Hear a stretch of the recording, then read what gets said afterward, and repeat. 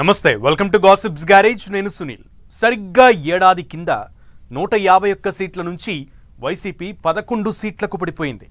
కూటమి ప్రభంజనం సృష్టించి 164 సీట్లతో అధికారంలోకి వచ్చింది. ఇప్పుడు హిస్టారికల్ డే రోజున అటు వైసీపీ ఇటు కూటమి నువ్వానేనా అన్నట్లుగా పొలిటికల్ ఫైట్ కు దిగాయి. కూటమి గెలిచిన రోజున ఫ్యాన్ పార్టీ నిరసనలు చేస్తే పీడ విరగడై ప్రజాస్వామ్యం గెలిచిన రోజుని టీడీపీ జనసేన సంబరాలు చేసుకున్నాయి. వైసీపీ నిరసనలకు ఇది సరైన టైం కాదా? గ్రౌండ్లో సిచ్యువేషన్ను అంచనా వేయకుండానే ప్రొటెస్ట్లకు దిగారా? జనం అసలు ఏమనుకుంటున్నారు? జగన్ అభిప్రాయం ఏంటి?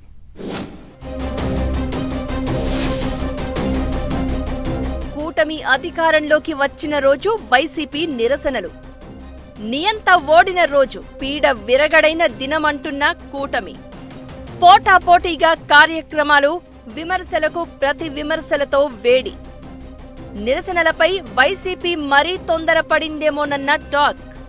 ఏపీలో టీడీపీ, జనసేన, బీజేపీ కూటమి ప్రభుత్వం అధికారంలోకి వచ్చి నేటితో సరిగ్గా ఏడాది. 2024 జూన్ 4 ఈ డేట్ ఏపీ రాజకీయాల్లో చరిత్ర సృష్టించిన రోజు. వై నాట్ 175 అంటూ అధికారంపై గట్టి ధీమాతో ఉన్న వైసీపీకి కలలో కూడా ఊహించని దెబ్బ తగిలిన రోజు. 164 అసెంబ్లీ సీట్లు, 21 పార్లమెంటు సీట్లు గెలుచుకుని కనీవిని ఎరుగని రీతిలో కూటమి అధికారంలోకి వచ్చి 1 ఇయర్ అయింది. ఈ స్పెషల్ డేను కూటమి పార్టీలు, ముఖ్యంగా టీడీపీ, జనసేన సంబరంగా జరుపుకోగా వైసీపీ మాత్రం నమ్మించి ప్రజలను మోసం చేశారంటూ ఆందోళనలు చేసింది. జూన్ 4 ప్రజా తీర్పు దినం అంటూ టీడీపీ హ్యాష్ట్యాగ్ ట్రెండ్ చేసింది. మరోవైపు వైసీపీ జూన్ 4ను వెన్నుపోటు దినమంటూ కూటమి ప్రభుత్వంపై పోరుబాట పట్టింది. సూపర్ 6 చంద్రబాబు, పవన్ కు బంగారు బాతులా మారిపోయిందని, మీ ద్రోహాన్ని రాష్ట్ర ప్రజలు మర్చిపోరంటూ ఫ్యాన్ పార్టీ విమర్శిస్తూ వస్తోంది. జగన్ అధికారంలోకి వచ్చిన ఏడాదిలోనే ఇచ్చిన అన్ని హామీలను అమలు చేశామని, ఇప్పుడు కూటమి పాలనకు ఏడాది పూర్తయినా ఒక్క హామీని కూడా నెరవేర్చలేదు అంటోంది వైసీపీ. అయితే ప్రజా తీర్పును శిరసా వహించి లోటుపాట్లు ఉంటే సరిదిద్దుకోవాల్సింది పోయి జూన్ 4న వెన్నుపోటు దినంగా పిలుపునివ్వడం ఏంటని ప్రశ్నిస్తోంది టీడీపీ. తీర్పు చెప్పిన ప్రజలను వెన్నుపోటుదారులుగా చిత్రీకరిస్తున్నారని మండిపడుతోంది. వైసీపీ నిరసనలు, ఆ నిరసనలకు పెట్టిన పేరు ప్రజా తీర్పును అపహాస్యం చేయడమే అని అంటున్నారు కూటమి లీడర్లు. వైసీపీ జూన్ 4న నిరసనలకు పిలుపునివ్వడం రాజకీయ వ్యూహమే కావచ్చు.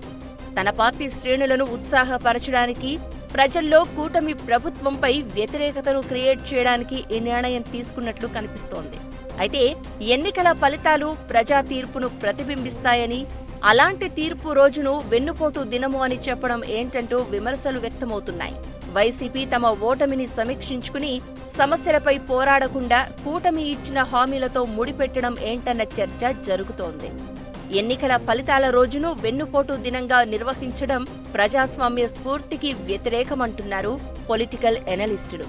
ఎన్నికల్లో కూటమి 164 సీట్లు సాధించగా వైసీపీ కేవలం 11 సీట్లకు పరిమితమైంది. ఈ ఫలితాలు ప్రజలు వైసీపీ పాలనపై అసంతృప్తిని వ్యక్తం చేసి కూటమికి స్పష్టమైన మెజారిటీ ఇచ్చినట్లు సూచిస్తున్నాయి.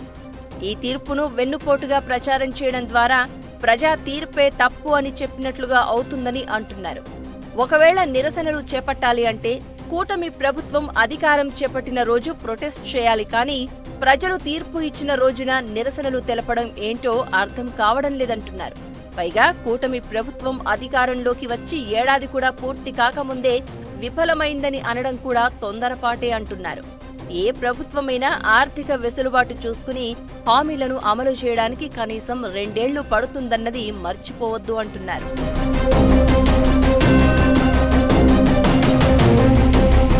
ఘోర ఓటమి తర్వాత వైసీపీ తీవ్ర నిరాశ, నిస్పృహల్లోకి వెళ్లిపోయింది. నేతల వరుస అరెస్టులు, కేసులు, పైగా అప్పటి వైసీపీ ప్రభుత్వ హయాంలో తీసుకున్న నిర్ణయాలపై కూటమి ప్రభుత్వం చేపట్టిన విచారణలు ఫ్యాన్ పార్టీకి ఇబ్బందిగా మారాయి. చాలా మంది నేతలు జగన్ను, వైసీపీని విడిచి వెళ్లిపోయారు.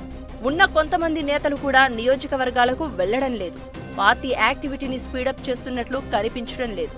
ఇలాంటి సమయంలో జగన్ నిరసనలకు పిలుపునివ్వడం ఓ రకంగా తన పార్టీ క్యాడర్ లీడర్లలో జోష్ నింపడానికి అయినా ఇది సరైన టైం కాదన్నది పొలిటికల్ ఎక్స్పర్ట్స్ అభిప్రాయం. వైసీపీ పార్టీలో కూడా ఇవే అభిప్రాయాలు వ్యక్తమవుతున్నాయట. అయితే ఇవేం పట్టించుకోకుండానే నిరసనలు చేశారు. ప్రజల నుంచి స్పందన రాలేదంటున్నారు కూటమి నేతలు. జగన్ చేసిన అరాచకాలేంటో జనాలకే ఎక్కువగా తెలుసు అంటున్నారు తెలుగు తమ్ముళ్లు. ఈ నిరసనలతో వైసీపీ ఏం సాధించిందో తెలియదు కానీ కూటమిపై అప్పుడే అంత ప్రజా వ్యతిరేకత రాలేదన్న మాట వాస్తవం.